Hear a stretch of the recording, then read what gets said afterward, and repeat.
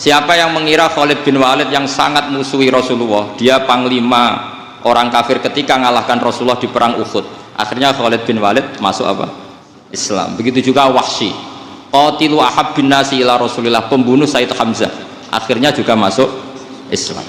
Begitu juga Abu Sufyan, dia pemimpin besar kafir Mekah ketika perang Badar, ketika perang Khandaq, akhirnya juga Islam dan menjadi mertua Rasulullah Shallallahu Alaihi Wasallam. Dari fakta ini kemudian banyak ulama alim yang ngambil sikap itu ya cara Jawa itu anggang-anggang itu gak tegas, tapi gak tegas dari rumusan ilmu yang detail. Saya ulang lagi, gak tegas tapi dari rumusan ilmu yang apa? Detail. Bisa saja orang yang sekarang kafir suatu saat mukmin atau muslim, bisa saja yang sekarang sedang fasik suatu saat soleh, bisa saja yang mondok 3 bulan rois PBNU, sementara yang mondok lama kadang Kiai RT, tapi itu hanya hukum duniawi. Saya yakin yang Kiai RT ini PBNU di akhirat karena mondoknya lebih apa? Lama.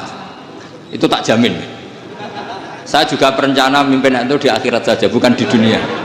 Makanya saya mohon SK itu berakhir muktamar mendatang, karena saya sudah kiai sebelum diangkat. Makanya saya ulang-ulang, kalau pengangkatan itu niatnya ikrar, saya terima, tapi kalau niatnya ngangkat, tak gugat di pengadilan.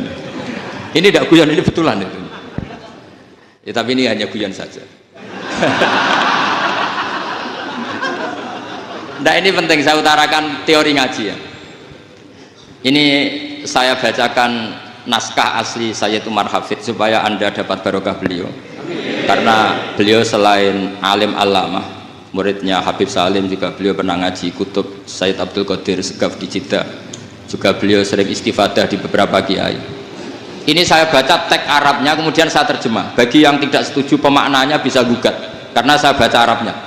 Yang nggak setuju pemaknanya bisa gugat, tapi tak jamin kalah karena saya paham betul teksnya maknanya seperti itu.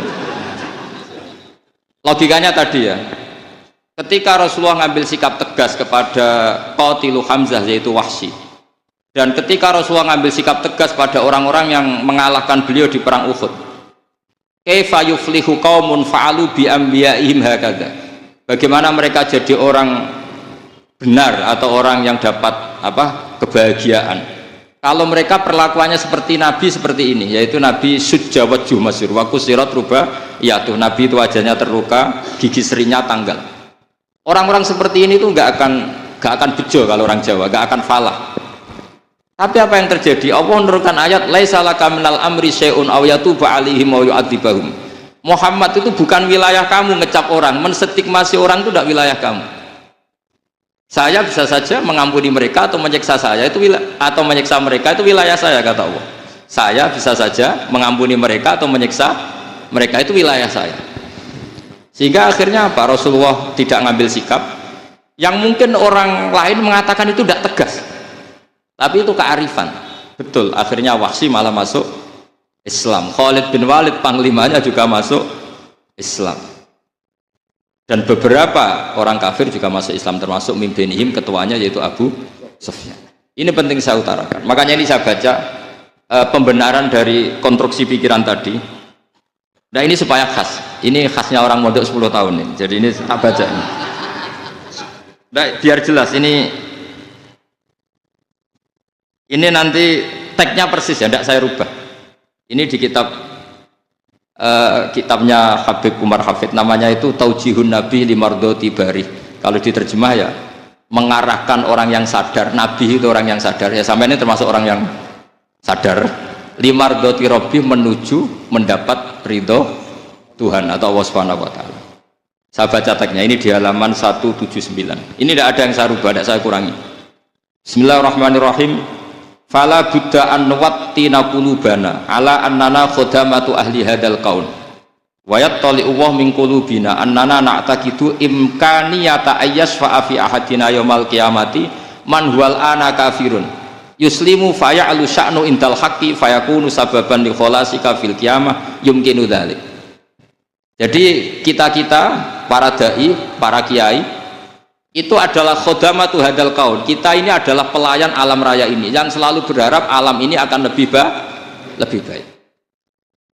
Orang yang sekarang sedang kafir bisa saja nanti yang nyafaati kamu di akhirat, yaitu mereka masuk Islam lalu Islamnya lebih serius, akhirnya punya hak syafaat. Sementara kamu Islam mulai kecil tapi biasa-biasa saja seperti ini, mulai dulu ngaji terus sama Ki Abdul Manan, nggak pernah yang ngisi ngaji, itu artinya nggak ada perkembangan. Makanya saya nggak ingin ngaji lagi karena saya ingin perkembangan Anda nanti tukang mengisi, bukan yang diisi.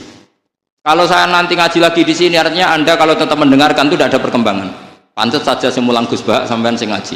Sekali-kali ada perkembangan, saya ngaji sampean yang mulang, itu bagus ya. Meskipun itu perkembangan yang menyesatkan.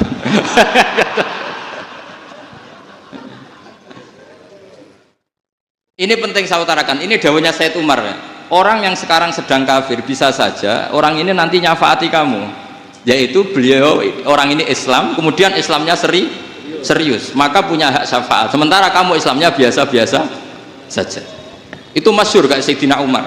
Sayyidina Umar Islam di hari itu langsung makomnya makom yang a'la, sehingga mengalahkan yang sudah Islam lebih lama. Karena Islamnya Umar itu menjadi izzatul Islam betul. Makanya jangan benci orang tegas teman-teman, kadang ya ada baiknya. Abu Bakar itu sudah Islam tapi layinal janib, orangnya santun. Kalau dipisoi orang yang menengahi lah, kira-kira seperti itu. Begitu juga Bilal, Ammar, Suhaib. Singkat cerita, Rasulullah itu sering dibully ya, sering disiksa orang-orang kafir. Rasulullah berharap, wah kalau yang Islam gini terus repot. Melihat Umar ini petarung di pasar Uka, dia dapat uang tuh kalau tarung, menangan. Kata Rasulullah, kalau ini yang Islam ya bagus. Beliau berdoa, Allahumma aizal Islam bi Umar. Itu kira-kira 2 hari dari doa beliau, Umar masuk Islam. Itu pertama masuk Islam itu orang-orang kafir diparani, kalau kamu ganggu Rasulullah Muhammad tak bunuh. Semenjak itu orang kafir yang gentenan sembunyi, sehingga kata para mereka yang Islam selalu jaya mut aslama Umar, ketika Umar masuk Islam.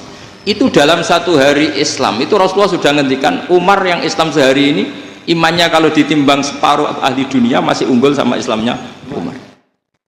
Nah bisa saja seperti itu. Jadi saya minta sama teman-teman yang mencintai ilmu, tidak tegas itu bagian dari ketegasan dalam ilmiah, karena kita ini tidak mengendalikan dunia, tidak mengendalikan hidayat, hanya Allah piyambak yang ngasih hidayat. Maka sikap kita laisalaka minal amri syai'un aw yatuba alaihim aw yu'adzibahum. Rasulullah yang ahabbul khalqi ilallah saja tidak boleh tegas karena semuanya potensi itu ada. Cuma kita tegas dalam kebenaran saja, tapi nggak perlu tegas dalam mengawal kebenaran. Kenapa demikian? Karena Islam ini agama yang akan dijaga Allah ila yaumil. Yang jaga Islam bukan PBNU, bukan PP Muhammadiyah, bukan kiai. Yang menjaga Islam namun Allah Subhanahu wa taala. Makanya Sayyidina Umar itu kalau disuruh mikir Islam itu nggak mau betul. Masyhur itu dalam tarikh. Umar mimpin itu sukses, banyak futuhat. Singkat cerita akhirnya orang tuh kelangenan, wah kalau Umar meninggal kayak apa. Sehingga Abdullah bin Umar setiap jalan-jalan tuh dibully. Kalau sekarang dibully, ya Abdullah bin Umar, bapak kamu itu gimana, sudah sepuh mau meninggal kok tidak suksesi. Kalau saja ada orang penggembala kemudian meninggalkan kambingnya di hutan, kamu anggap orang yang mudoyik enggak, menyia-nyiakan kambing itu enggak? Ya iya, kata Abdullah bin Umar.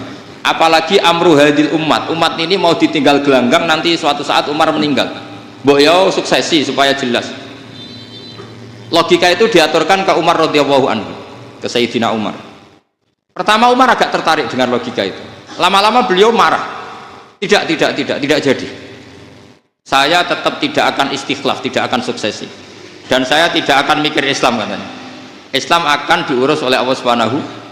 Terus beliau ngendikan, Islam ini jalan ketika ditinggal Abu Bakar.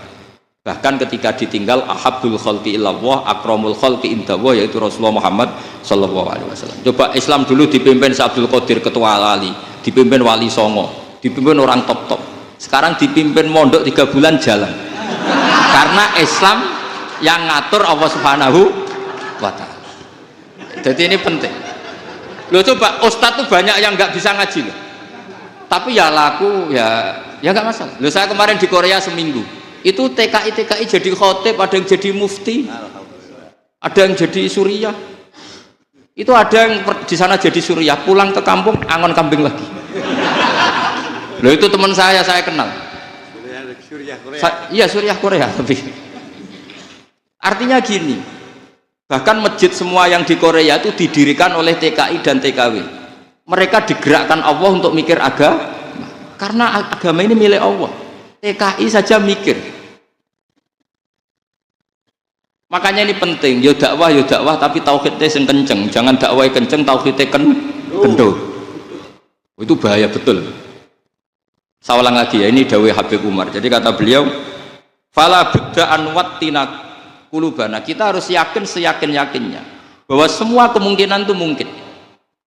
Makanya masyhur dalam tarikh ketika kafir Quraisy mau disiksa oleh para malaikat karena mereka sering menyakiti Nabi, kata Nabi gimana? Jangan. Saya berharap kalau bapaknya tidak mukmin, suatu saat anaknya mukmin. Masyhur dalam tarikh. Musuh Nabi besar siapa? Walid bin Mughirah. Punya anak Khalid bin Walid. Abu Lahab punya anak Darrah, itu mukminah yang baik. Abu Jahal punya anak Ikrimah, itu mukmin yang baik. Di Indonesia lebih hebat lagi. Bapaknya ra iso maca Quran, anaknya hafid. Bapaknya utun ra tamat SD, anaknya jadi dekan. Di Indonesia banyak orang nggak siapa-siapa anaknya jadi presiden, anaknya jadi menteri. Artinya jangan karena bapaknya kafir kamu nganggep anak turunnya pasti selalu kafir. Teori itu sudah salah zaman Rasulullah. Yaitu Walid akhirnya punya anak Khalid, Abu Lahab punya anak Darrah. Terus siapa? Abu Jahal punya anak siapa? Ini penting saya utarakan karena dakwah kalau terlalu semangat, nanti kalau menghilangkan tauhid bahaya. Tetap innal huda. Uni Soviet kayak apa? Mengkooptasi negara-negara sekelilingnya sampai jadi Zuni. Tapi apa yang terjadi? Uni Soviet yang runtuh, persemakmurannya semua rata-rata jadi negara apa? Islam, kayak Uzbek, kayak Ceknya, kayak apa-apa. Karena agama ini diurus Allah. Sehingga kalau dalam, tapi kamu ngitmai agama nggak apa-apa. Makanya istilahnya Habib Umar, khodamah itu pelayan, nggak apa-apa. Kita ngitmai agama itu nggak apa-apa. Dengan ngitmai terus mikir nggak apa-apa. Tapi jangan mikir yang merasa kalau kita mati, wah nanti agama ini kukut karena saya mati. Kamu itu siapa? Agama Islam ini tidak pernah dipasrahkan kamu. Diurus oleh Allah Subhanahu wa Ta'ala sendiri. Sehingga ketika Wali Songo meninggal, agama ini tambah kuat sampai sekarang. Kecil saya itu kalau pengajian susahnya bukan main, harus izin sana sini. Sekarang setiap pengajian polseknya datang, polresnya datang, nggak ada intel, nggak ada apa. Padahal kiai dulu sama kiai sekarang itu kira-kira alim mana? Alim kiai dulu. Mbah Hasyim Asy'ari itu ngarang kitab sampai dibaca di Yaman. Saya sering baca juga kitab beliau, Risalatu Ahli Sunnah wal Jamaah. Kiai sekarang mau terjemah aja kadang salah memahami. Tapi ya Islam tetap jalan karena Islam ini dikawal, dijaga oleh Allah Subhanahu wa Ta'ala. Maka kalau dalam cerita tarikh sirahnya Ibnu Ishaq itu tauhid itu penting. Beliau cerita begini, Sayyid Abdullah itu namanya Abdullah bin Abdul Muthalib. Kita tahu kenangannya Rasulullah terbanyak itu bukan dengan Sayyid Abdullah tapi dengan Sayyid Abdul Muthalib, dengan mbahnya. Karena Nabi itu mulai kecil dirawat oleh siapa? Mbahnya. Yaitu yang disebut Nabi ketika 2 bulan kan abahnya sudah meninggal. Ya saya baca ya, pakai bahasa Arab biar jadi bid'ah. Nanti kalau bahasa Indonesia ada bid'ah. Tidak betul. Diba atau berjanji sebenarnya itu kitab sejarah, berhubung dibaca bahasa Arab terus kayak mantra. Terus yang belakang mau nyenggai soleh alih. Sehingga kubu sebelah bilang itu khurafat dan bid'ah. Coba diterjemah ini, coba nanti saya baca bahasa Arab. Walamma tamma min hamli syahroni ala masyhuril aqwalil marwiyatu fiya bil madinati abuhu Abdullah wa kana qad istaza bi akhwalihi bani adi minat taifatin najariyah wa makatha syahron saqiman yu'anu nasukmahu wasyaqwa. Terus di pojok sana bilang sholli alaihi. Pasti kubu sebelah yang liwat, wah itu khurafat bid'ah karena dianggap mantra. Padahal artinya coba sampean baca bahasa Indonesia. Ketika hamil Rasulullah umur 2 bulan, abahnya meninggal di kota Abwa. Kota Abwa adalah kota keluarga besar ibunya Sayyid Abdullah. Kebetulan pas ke sana beliau sakit sampai 1 bulan dirawat. Bid'ahnya di mana kalau diterjemah? Wong itu kitab tarikh. Makanya saya nggak tahu yang membidah-bidahkan tiba itu karena tadi. Tapi sampean juga ikut salah karena nyenggai sholawatan tok itu. Jadi makanya saya bilang tadi kalau bahasa Arab bid'ah, kalau sudah terjemah Tidak bid'ah karena kelihatan kalau itu hanya kitab tarikh. Loh, coba bid'ahnya di mana? Wa ba'du fa'aqulu wa Muhammad bin Abdullah bin Abdul Muthalib bin Hashim. Itu kalau diterjemahkan, kamu harus tahu siapa nama Muhammad. Muhammad punya abah siapa? Rasulullah Muhammad Abdullah. Punya abah siapa? Abdul Mut. Punya abah siapa? Hashim. Coba baca gitu di kubu sebelah. Oh iya iya. Berhubung kok baca bahasa Arab. Wa ba'du fa'aqulu wa Muhammad bin Abdullah bin Abdul Muthalib bin Hashim. Jadi itu hanya salah baca saja itu. Maksudnya salah yang hukumi, bukan salah yang baca, salah yang apa? Hukumi.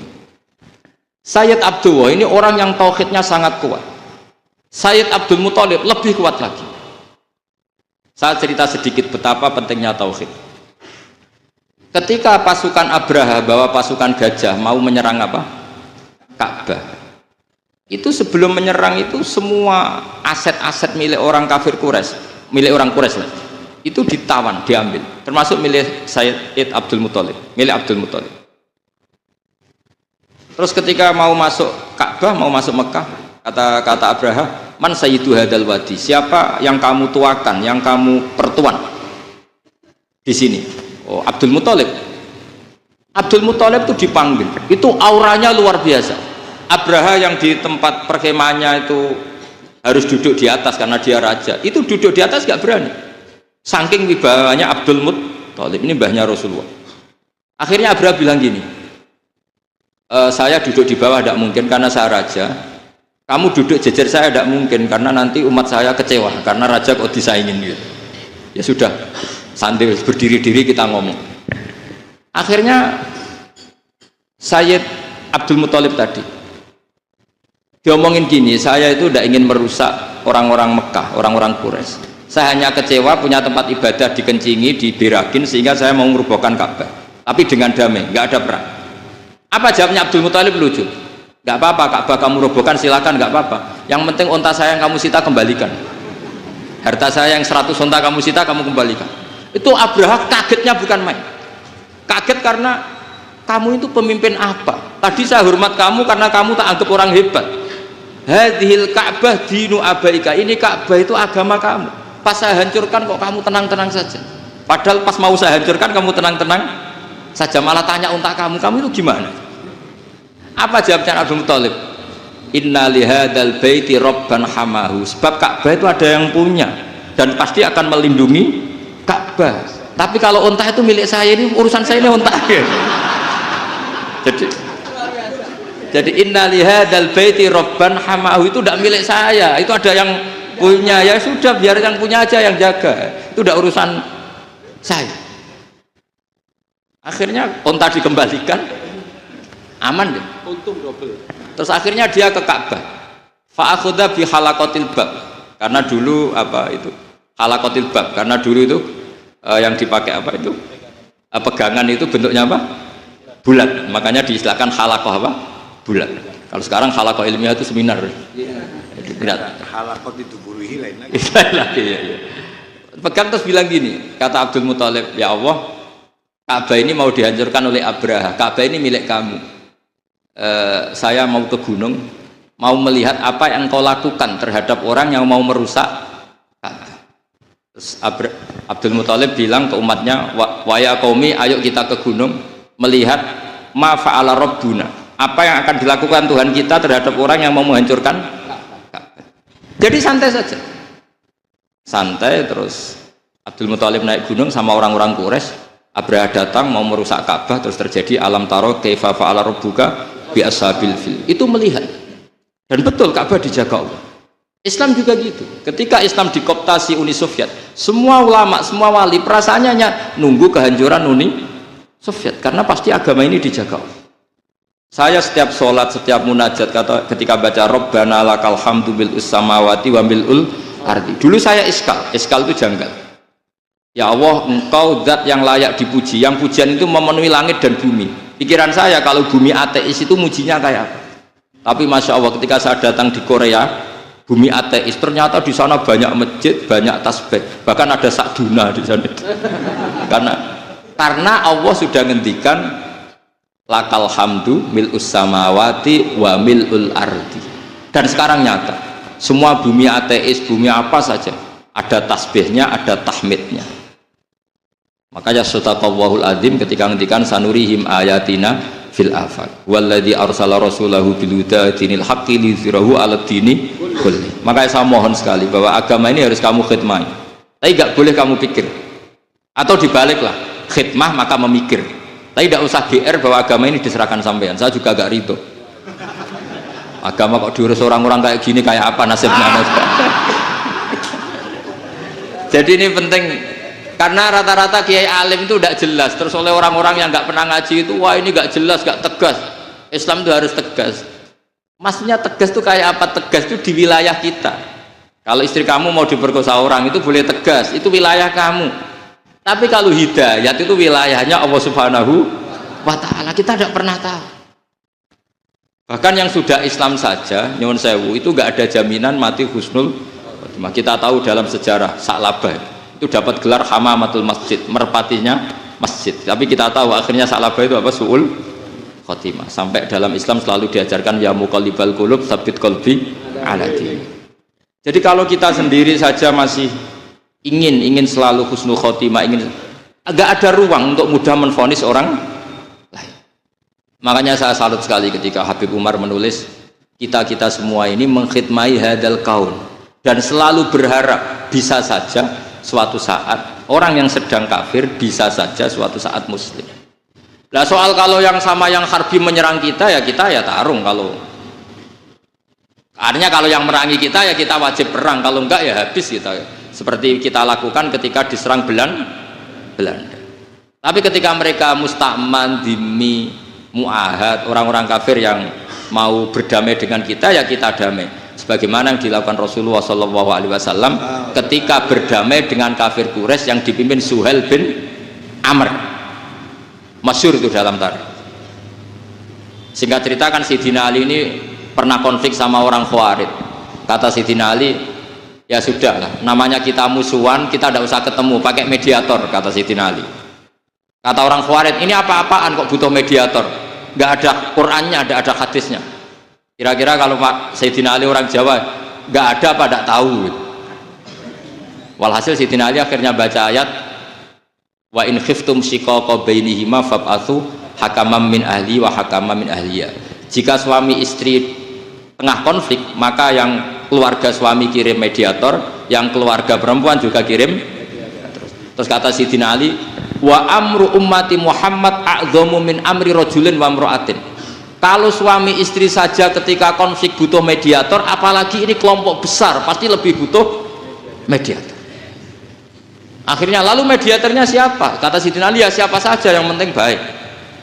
Ditunjuk seseorang, diprotes sama orang Khawarij, ini orang nggak kredibel.